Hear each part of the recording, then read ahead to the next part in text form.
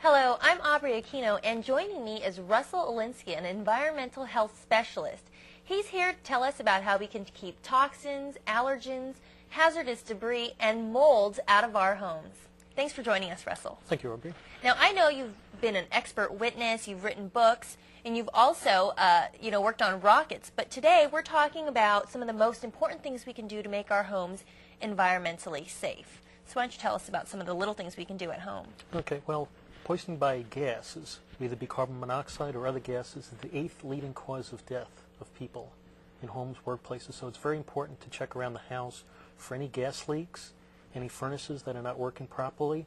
Just go through the whole home, outside, inside. Make sure you have air for any appliances, dryers that are gas powered. Make sure they're working properly. Make sure that you don't have lint building up.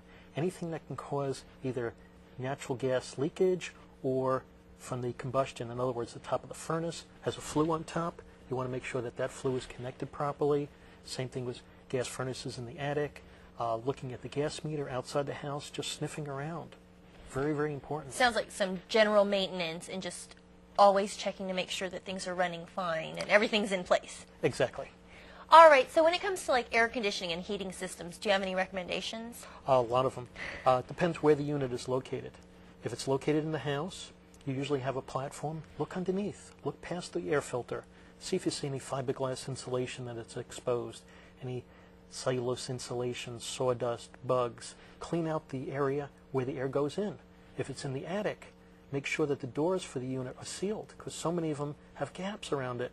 And who wants to breathe attic air full of cellulose, fiberglass, maybe even asbestos? And if it's outside the house on a little closet, those are the worst ones, because those usually find everything from insulation materials to bugs to cellulose to fiberglass insulation to sheetrock dust, and sometimes you find gallons of stuff in there and you wind up breathing it. So it's really important to check those units, make sure they're thoroughly sealed and cleaned, and you can check it yourself. Right, and I know those things can cause allergies for a lot of folks. So when we're talking about air filters, I understand you brought a couple in. You're going to do a little demonstration for us. Yes, I will. Why don't you go ahead and show us what you got? Okay. One of the most common air filters that people use is a flat filter like this, made of polyester or fiberglass.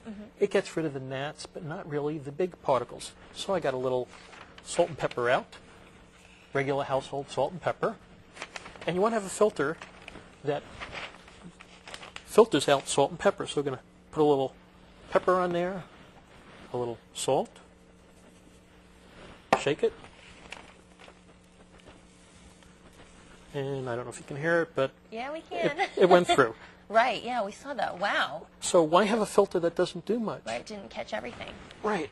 Now we can have a pleated filter, such as this one, and watch what happens when we put the salt and pepper on. A lot of pepper. Got a good recipe here going. Right. Oh, we need some garlic, and we're all set. And we shake it. Oh, and that is and look at that. The paper is clear. Nothing. Nothing. So it's very, very important to have filters that do something. And a good commercial filter like this is excellent. A lot of pleats, good support in the back, and there's many, many different brands, and it's strong. Are they a lot more expensive than? Yeah, but what is it? Let's say this one will last 3 months, the flat one 1 month. So instead of paying 89 cents for the cheap one, let's say this one is $6, so it's $2 a month. And it's healthier. Exactly. So what's $2 a month? And it can make the difference between poor air quality and good air quality in the home. All right, well, let's go ahead and take a short break, but we'll be right back with environmental health specialist Russel Olinsky. Don't go away.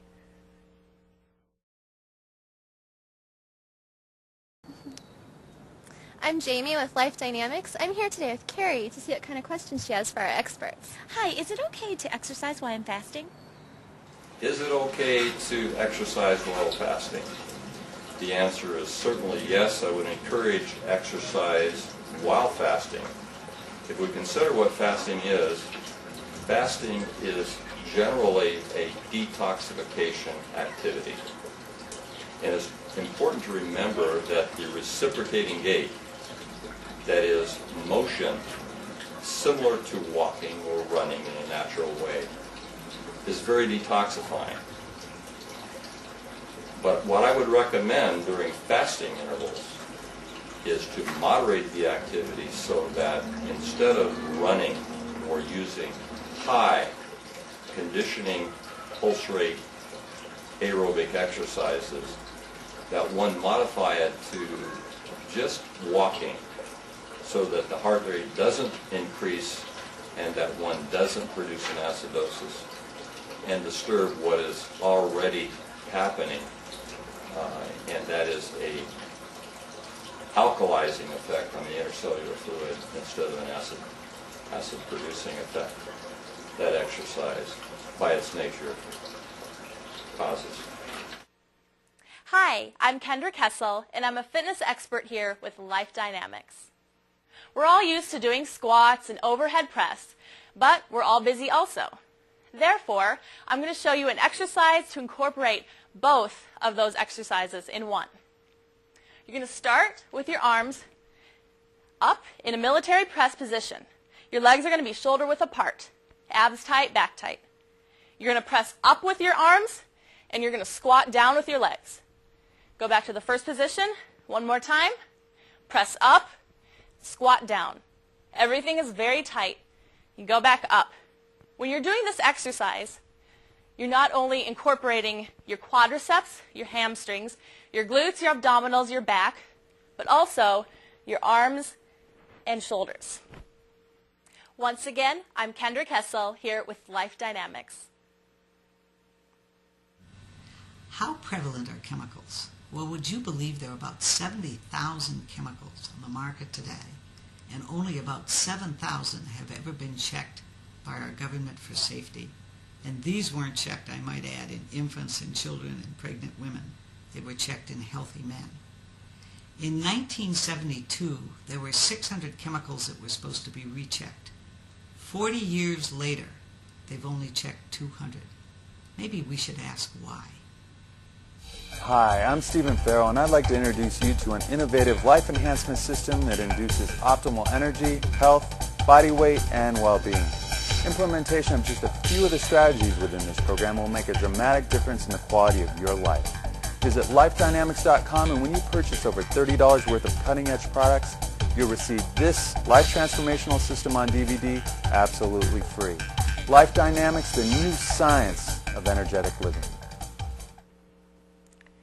Hi, I'm Aubrey, and we're back with Russel Olinsky. He's an environmental health specialist, and he's giving us some pointers on keeping our homes environmentally safe. Russell, no one wants any pests, especially not in the home, but we often hear that, pesticides really aren't good for our health. So, what are some good alternatives for keeping those pests away and out of the home? Okay, well, look for cracks in the home, first of all. Look underneath the front door, see if you see daylight. If you see daylight, put in a better gasket. Look around for any cracks underneath the foundation, cracks around dryer vents, any penetration in the home. You want to make sure that they're thoroughly sealed. Look around for crickets in the irrigation boxes where they breed, or roaches. If you do see them in there, put in some boric acid. Kill them. Better off than having food and then having coming into the home. If you look at the statistics on pesticide poisoning, it's incredible. They figure in an average year, 60,000 kids get poisoned just from rat poison alone. 60,000 doesn't mean they died of it, but it's just a horrible thing for them to get into. And you cannot say any pesticide is safe. It is actually illegal. The EPA has regulations on that, so you cannot call what they're putting in the home safe or non-toxic, because it is a pesticide. So why put something in the home that can put a health risk? Seal the cracks up, make sure there's no bugs outside that are getting in, eliminate the breeding places, put in these little roach motels. There's little traps out there. Bugs go in and they get stuck. You can do crickets, scorpions, roaches, hide them in the house, of course. But it makes perfect sense. And so with this, what they call integrated pest management techniques, you can actually control the bugs, keep them outside the house, and prevent them from coming in. Sonic repellent devices, are they any good? Do they work? I've not seen a single demonstration that actually worked on those. They may work, but I go into garages sometimes where the kids practice concerts and they have the rock music, and I've seen bugs in the garage. So as far as killing bugs, the number of decibels that would actually take to actually kill a bug, we couldn't even be there. It would be louder than a jet engine. So why should this ultrasonic affect bugs in the first place? That part doesn't make much sense to me, and if you look at the consumer reports and other magazines, they have not shown them to be effective. And so it sounds like just sealing up the cracks and just doing some of the little things without having to put the pesticides in the home is probably the best solution. Right, and eliminate the sources. If you have plants against the home, cut back on the foliage. Make sure that you can get everything cleaned out to eliminate the breeding areas for these insects. All right, what about a water damage situation like a pipe leak in a wall and then some mold develops? What are some of the steps people should take if they're found in that situation? Okay, one of the worst things that happens is, let's say you get a leak in the wall, pipe breaks, and it's been leaking for a while, and you finally notice the carpet's wet, so you call the plumber out, and the plumber opens up the wall, and he sees mold everywhere. Right. The worst thing you can do is put a fan in and blow the mold spores all over the house. And that's unfortunately what most people do. You want to isolate the mold spores because they can be allergenic. They can also have other health problems for people. So you want to isolate it. You want to wash off small areas of mold. Keep it wet. If it's inside the wall and it's a big job, you want to have it sealed off with plastic and actually have some professional people come in just so you don't contaminate your whole house with mold spores. Any mold on drywall, you want to remove that drywall. If it's on the wood, have the wood cleaned, sanded to get underneath the spores, and have that area totally cleaned because you don't want to have it grow back. And mold, unfortunately, can grow back if it gets humid once you start it. So it's very important to get all the mold spores out, the hyphae, in other words, the roots of the mold, make sure everything is out, and then have that area totally cleaned. Wow, mold, not something anybody really wants in their house. How about any other tips, things we haven't talked about that you want to mention that might be good to do? There's unfortunately a lot of them, but basically go out through the whole home, look for potential problems.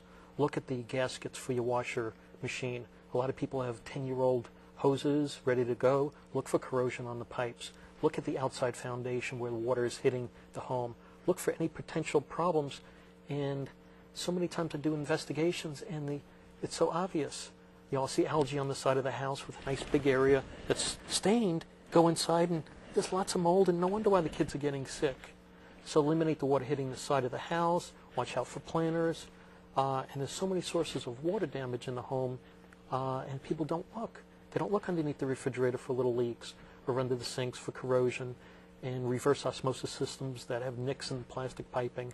I mean, there's hundreds of different causes of these water leaks, but if you look at it and say, gee, this doesn't make sense, there's a potential leak here, do something. At the end of the show, we'll have Russel's contact information. If you have some more questions for him, we want to thank Russel for joining us and giving us some great information today on Life Dynamix TV.